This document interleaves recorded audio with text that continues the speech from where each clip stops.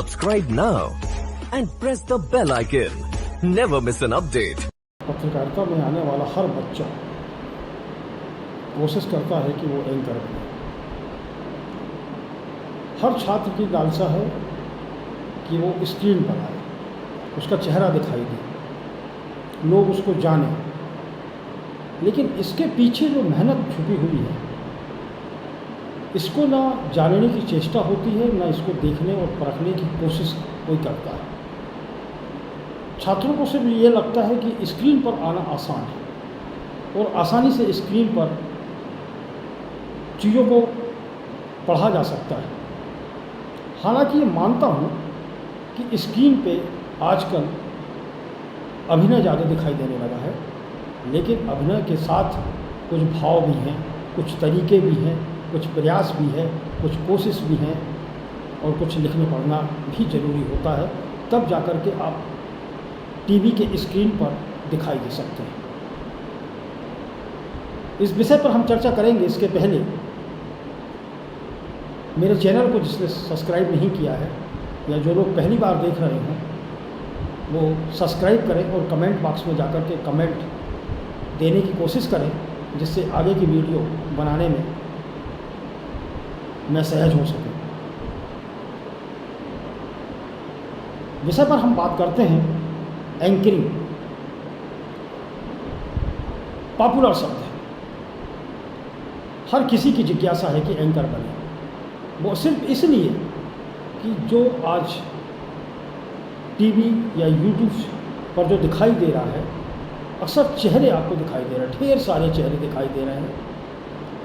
और TV screen पर जो चेहरे आपको दिखाई दे रहे हैं, उनमें से कुछ नाम बहुत चर्चित हैं और इन्हीं नामों की चर्चा आपके दिमाग में है और इन्हीं की चर्चा आप करते हो और इन्हीं को देख करके आप आगे बढ़ने का प्रयास करते हैं। नाम तो नहीं लूँगा, लेकिन आपकी जहन में वो नाम है। कुछ लोगों ने अपनी दम पे, अपनी मेहनत से, अपने प्रारब्ध से, अपने अनुभवों से प्रिंट की दुनिया से इलेक्ट्रॉनिक मीडिया में प्रवेश कर अपना एक नाम कमाया है। इन लोगों का नाम भले ही प्रिंट मीडिया में जहन में ना आता हो, और आता भी होगा तो इतनी गंभीरता के साथ में, इतनी प्रमुखता के साथ में आप इनको ना जानते हो, लेकिन स्क्रीन पे आने के बाद, टीवी पर आने के बाद ये हिंदुस्तान के चर्चित चेहरे हो गए। और इन चर्चित चेहरों को देख करके ही आप इस क्षेत्र में कदम बढ़ाना चाह रहे हैं। लेकिन इसके पहले जब आप कुछ कदम आगे बढ़ जाएं, थोड़ा पीछे मुड़ करके देखना जरूरी है। पीछे मुड़ करके आप देखेंगे तो इनका बहुत अध्ययन अध्यापन में लंबा समय रहा है। इन्होंने बहुत पढ़ा है, इन्होंने चीज़ों को बहुत गंभीरता के साथ में देखा है। ये तथ्यों और अनुभवों की एक बहुत बड़ी खदान है और ये अपनी खदान में से कुछ टुकड़े, कुछ हिस्से आपको निकाल करके रोजाना परोसते हैं।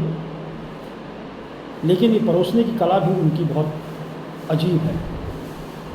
अजीब यह कहें कि ये आपको लुभाती है, आपको आकर्षित करती है और एक बहुत बड़ा ग्लैमर आपके सामने प्रस्तुत करती है, जिसको देख करके आप आकर्षित होते हैं। लेकिन आकर्षण सिर्फ चेहरे का नहीं, आकर्षण उस आवाज़ का भी है, उन तथ्यों का भी है, उन अनुभवों का भी है और प्रस्तुतिकरण के तरीके का भी है। वो शालीनता भी है, वो क्रोध भी है, वो आक्रोश भी है। और मिला जुला स्वरूप आपको दिखाई देता है स्क्रीन के ऊपर। उनके चेहरे के भाव को आप पढ़ सकते हो। तो ये चीज़ें आपके सामने भी हैं। इन चीज़ों को समझना बहुत ज़रूरी है। तो पहली चीज़ तो ये है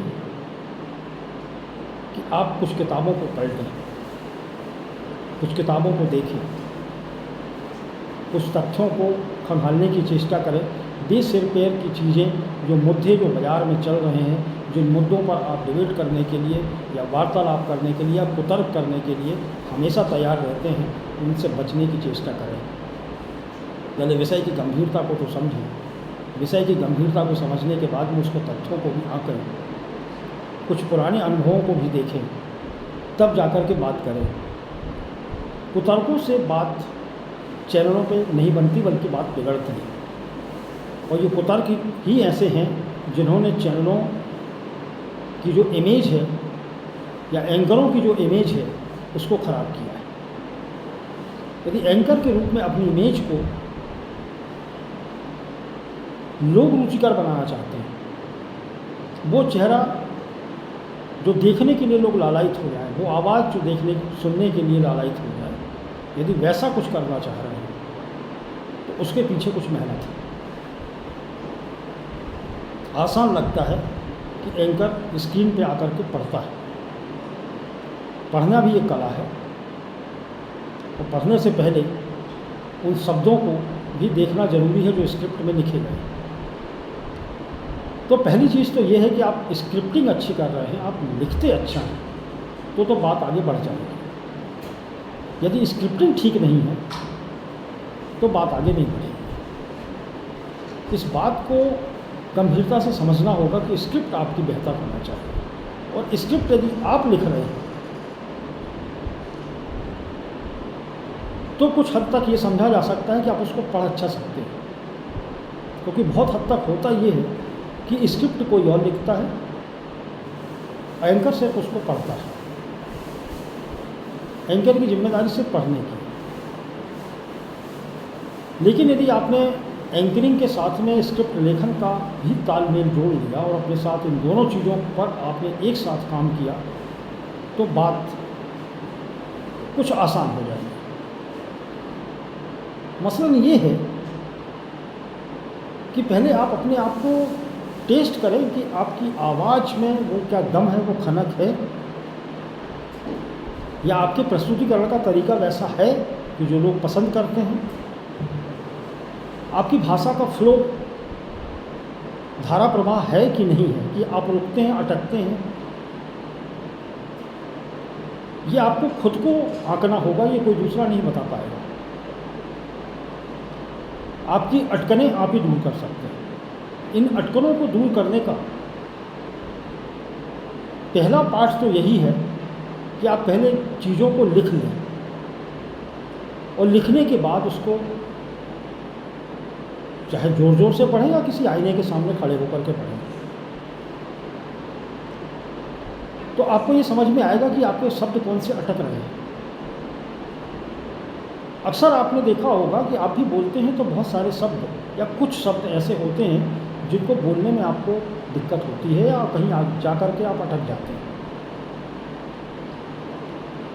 तो जहाँ आप अटकते हैं उन शब्दों को छोड़ दीजिए, उन शब्दों का दोबारा प्रयोग मत कीजिए, या फिर उनको बोलने की चेष्टा दोबारा मत कीजिए। क्योंकि यदि इस चेष्टा को आप करते हैं कि इसमें सुधार हो जाएगा आने वाले समय में, तो ये सुधार नहीं हो सकता। इसलिए नहीं हो सकता कि आपका कंठ उन शब्दों के बोलने के लिए लायक ही नहीं है। जब कंठ से वो शब्द नहीं निकल रहे हैं तो आप कितना भी प्रयास करेंगे वो संभव नहीं हो पाएगा। दूसरी चीज़ जो महत्वपूर्ण है, दो चीज़ों को मैच करना होता है कि स्क्रिप्टिंग और एंकरिंग। पहले तो आप ये कोशिश करें कि आप एक स्क्रिप्ट को लिखें, घड़ी सामने रखें कि 200 शब्दों की या 100 शब्दों की या 250 शब्दों की एक स्क्रिप्ट आप कितनी देर में लिखते हैं। जब आपकी स्क्रिप्ट पूरी हो जाए तो उसको एक बार नहीं बल्कि 3 बार पढ़ लें। मन में पढ़ें, और मन में भी जिन शब्दों पर शंका हो रही हो, जिन शब्दों को आप बोल नहीं पाने की स्थिति में हैं, या जहाँ लग रहा है कि ये शब्द भारी है या ये शब्द बहुत स्टोरी के साथ में मैच नहीं कर रहा है, उन शब्दों को आप हटा करके वहाँ दूसरे पर्यायवाची शब्दों का इस्तेमाल कर लें। अब मान लीजिए कि एक स्क्रिप्ट को आपने 20 मिनट में लिखा है। उसी स्क्रिप्ट को आपके पास बहुत सारी सुविधाएं हैं आज, मोबाइल है आपके पास में, रिकॉर्ड कर सकते हैं। रिकॉर्ड करके आप देखें कि जो 20 मिनट में आपने स्क्रिप्ट लिखी है, क्या उस स्क्रिप्ट को आप 20 मिनट में पढ़ पा रहे हैं या नहीं।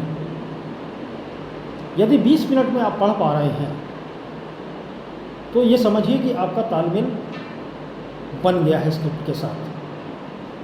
अमूमन ये होता है कि दूसरे लोग स्क्रिप्ट लिखते हैं और उनके लिखने की रफ्तार तेज होती है। वो 20 मिनट में 300 शब्द लिख जाते हैं, लेकिन जब एंकर को वही स्क्रिप्ट दी जाती है पढ़ने के लिए तो एंकर आधी स्क्रिप्ट पढ़ पाता है और आधी छूट जाती है। कहने का तात्पर्य यह है कि यदि आप पर मिनट 30 शब्द लिखते हैं और एंकर आपका पर मिनट 40 शब्द पढ़ता है या 40 शब्द बोलता है तो 10 शब्दों का घालमेल हो जाएगा।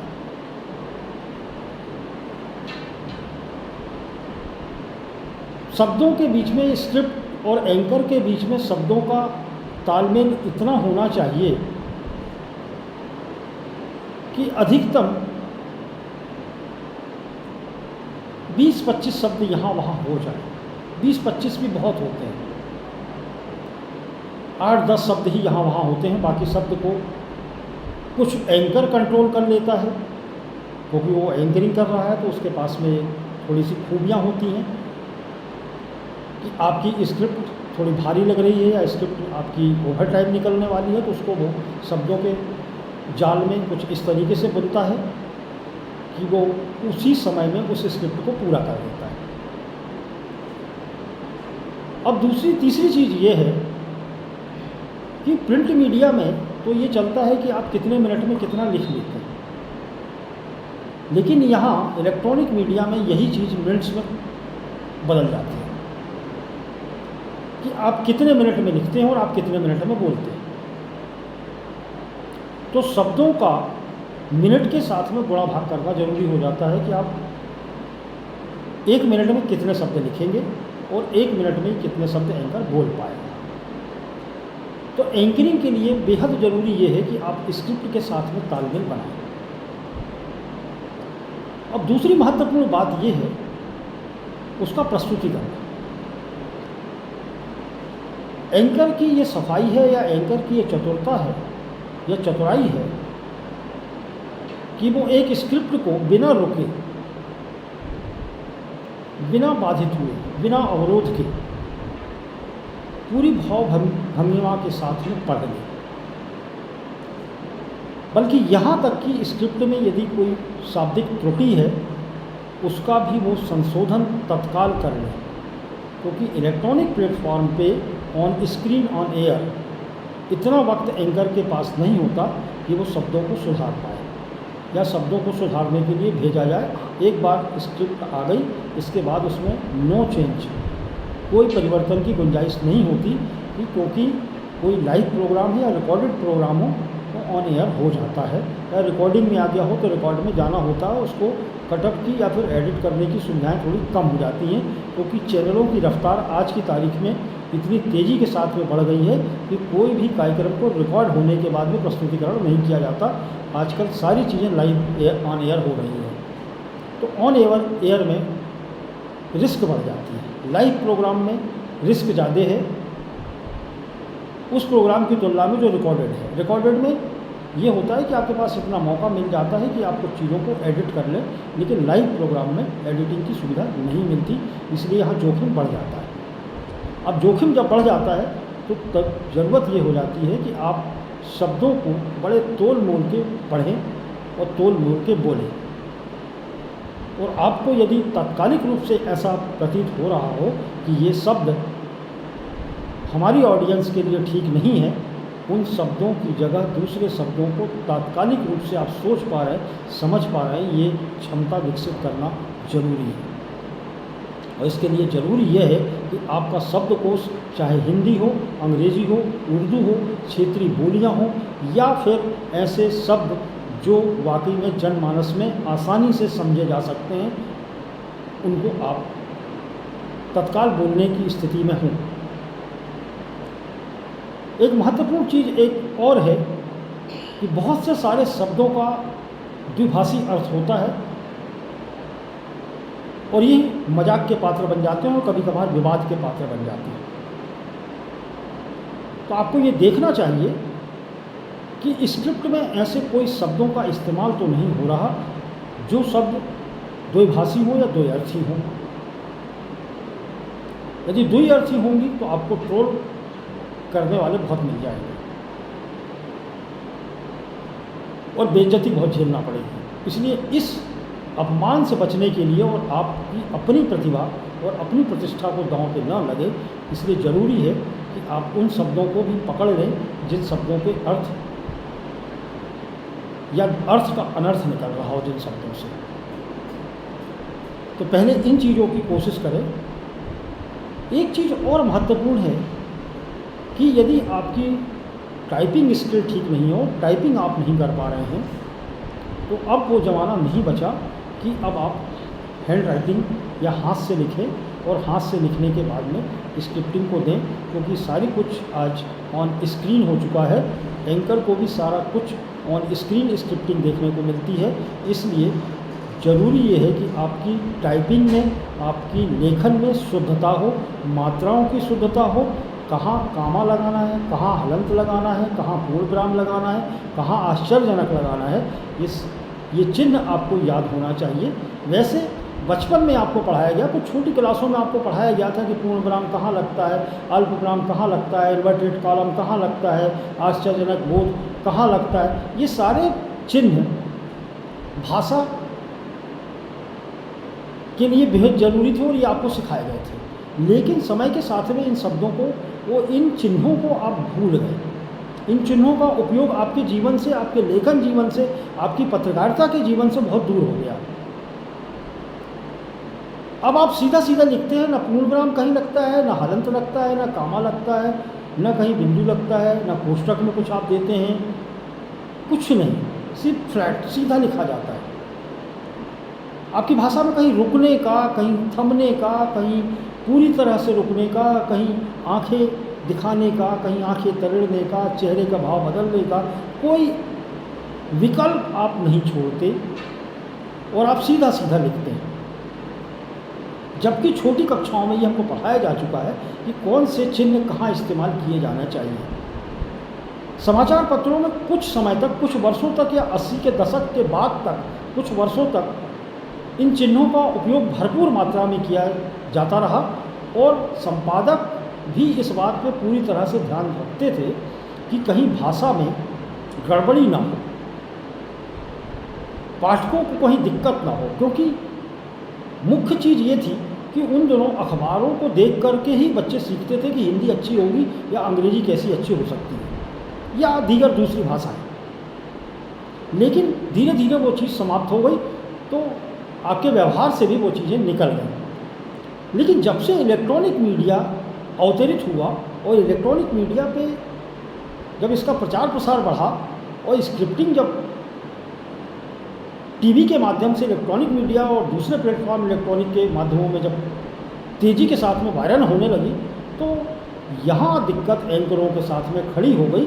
क्योंकि एंकर भी तो वही थे जो हिंदी में कामा हलंत को भूल गए थे। अब लक्ष्मण रेखा खींचना जरूरी हो गया कि उनको कहाँ रुकना है, कहाँ आश्चर्य व्यक्त करना है, कहाँ थमना है, कहाँ किसी चीज़ का अर्थ उनको बता देना है, कहाँ वाक्य शुरू होगा, कौन सा कोटेशन कैसे कहाँ जुड़ेगा और कोटेशन को बोलने की और स्क्रिप्ट के साथ में जोड़ने की क्या कला हो सकती है और कोटेशन कब आएगा, स्क्रिप्ट कब आएगी। ये सारी चीज़ों का में अंतर करना ये भाषा के चिन्हों से ही तय हो सकता है। तो एक बार इस चीज़ों को रिवाइज करना जरूरी है कि आपकी हिंदी भाषा में मुख्य रूप से ऐसे कौन से चिन्ह हैं जिनका उपयोग हम लिखते समय करते हैं। इससे एक फ़ायदा एंकर को भी होता है कि वो बड़ी सरलता के साथ में चीज़ों को बोल सकता है, और दूसरी स्क्रिप्ट राइटर के रूप में आप भी सफल होते हैं कि आपको कहाँ कहाँ रुकना है, कहाँ कहाँ किसको रोकना है, एंकर को आपको कहाँ रोकना है, एंकर को कहाँ दुख व्यक्त करना है, एंकर को कहाँ आश्चर्य व्यक्त करना है, एंकर को कहाँ खुशी व्यक्त करना है, एंकर को कहाँ से कथन लेके आना है और कहाँ कथन के बोलने की शैली कैसी होगी। ये सारी चीज़ें उसको एक लक्ष्मण रेखा के बीच में बांध के रख देती हैं। तो एक बार इन चीज़ों को ज़रूर देखें। और एक चीज़ और समझ में यहाँ आती है जो बताना चाहता हूँ आपको कि मात्राओं का बोध थोड़ा सा बढ़ाना होगा, थोड़ा नहीं बहुत बढ़ाना होगा। यदि मात्राओं का बोध नहीं है तो दिक्कतें पैदा होती हैं। और आज नवागत पत्रकारों के साथ में ये बेहद दिक्कत वाला काम है कि उनकी मात्राओं का बोध उनके पास अभी नहीं है। वो वही बोलचाल की भाषा में मात्राओं का इस्तेमाल करते हैं जो वो बोल रहे हैं, हकीकत में ऐसा नहीं है। इस धारणा को बदलना होगा, उसे सीखना होगा।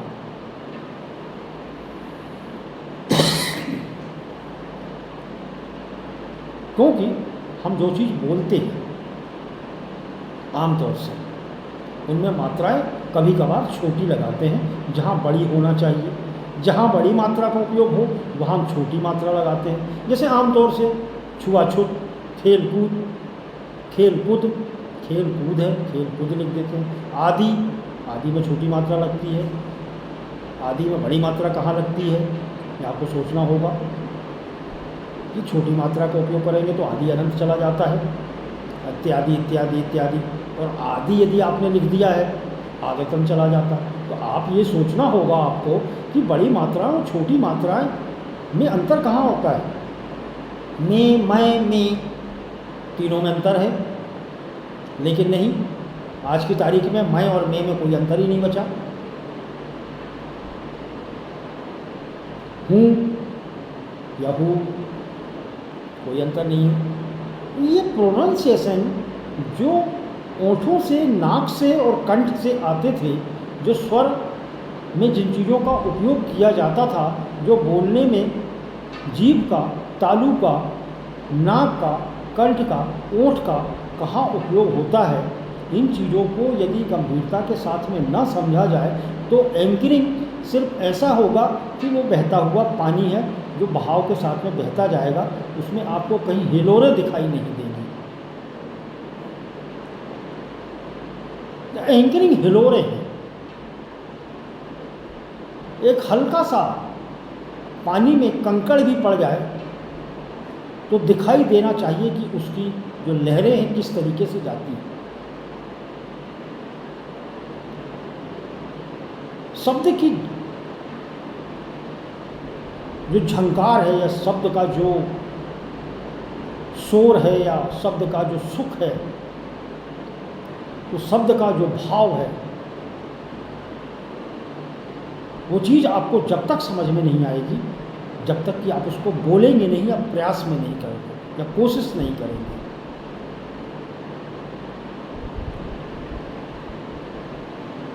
बहुत ज़्यादा गलतियाँ मात्राओं की इन दिनों देखने को मिलती हैं, तो मात्राओं में सुधार करना बेहद ज़रूरी होता है। नहीं तो स्थितियाँ ये हैं कि लोगों की जुबान फिसलती है, यहाँ शब्द ही फिसल जाएंगे, और शब्द एक बार फिसल गए तो जुबान तो फिसलना तय है। तो शब्द को फिसलने से भी बचाएं और जुबान को फिसलने से भी बचाएं। और इसलिए बहुत ज़रूरी है कि 12 खड़ी को एक बार ज़रूर देखें, तब जाकर के हिंदी की एंकरिंग करना या हिंदी भाषा में एंकर बनना या हिंदी न्यूज़ रीडर बनना या हिंदी की स्क्रिप्टिंग करना या हिंदी को के लिए कोई प्रोग्राम को तैयार करना ये थोड़ा आसान होगा। तो पहले आप एक चीज़ करें कि एक शब्दकोश को भी तैयार करें और उन शब्दों को भी निकाल करके कागज़ पर लिखें कि जो शब्द आपको अटक रहे हैं। और उन शब्दों को भी आप देखें कि जिनमें आप मात्राएं लगाना भूल जाते हैं, या जिसमें आप बिंदु लगाना भूल जाते हैं, या जिसमें आप कामा लगाना भूल जाते हैं, जिसमें डॉट लगाना आप भूल जाते हैं, जिसमें एक मात्रा ऊपर लगनी है या ऊपर 2 मात्राएं लगनी है। अहा को भी सीख जाए, छ और झ में अंतर होता है उसको भी आप सीख जाएं। तो ये चीज़ें बेहद ज़रूरी हैं आपके एक एंकर बनने के लिए कि आपका स्वर और आपका जो कंठ है बिल्कुल साफ हो, उच्चारण आपका शुद्ध हो। उच्चारण में यदि आपकी शुद्धता नहीं बन पा रही है तो उसके लिए सतत प्रयास करें कि आपका उच्चारण साफ हो। उच्चारण यदि साफ होगा तो आपको सुनने वाला भी आपको सुनने के लिए लालायित होगा। और स्क्रिप्ट आप ऐसी लिख रहे हो या स्क्रिप्ट में आप ऐसी जान डालने की कोशिश कर रहे हो जो लोगों को आकर्षित कर रही हो या दर्शकों को खींचने की चेष्टा कर रही हो, तो फिर बात बन जाएगी। तो आज से ही कोशिश कीजिए एंकर बनने की, और एंकर बनने की पहली पायदान पर कदम रखने से पहले इन चीज़ों को थोड़ा सा ध्यान रखें, और इन चीज़ों पर यदि आपने ध्यान रखा तो एंकरिंग की पहली पायदान पर आप कदम रखेंगे। अगली पायदान के लिए फिर उपस्थित होऊंगा अगले वीडियो के साथ में। यदि फिर से आग्रह है आपसे, यदि आपने मेरे चैनल को सब्सक्राइब नहीं किया हो तो एक बार सब्सक्राइब कर दीजिए, और आपको अपडेट बराबर मिलता रहेगा। कमेंट बॉक्स में जाकर के आप कमेंट लिख भेजिए हमें, जिसमें अगला वीडियो बनाने में मुझे थोड़ी सुविधा हो जाए। आपसे विदा लेता हूँ, अगले वीडियो में फिर मिलूँगा। नमस्कार।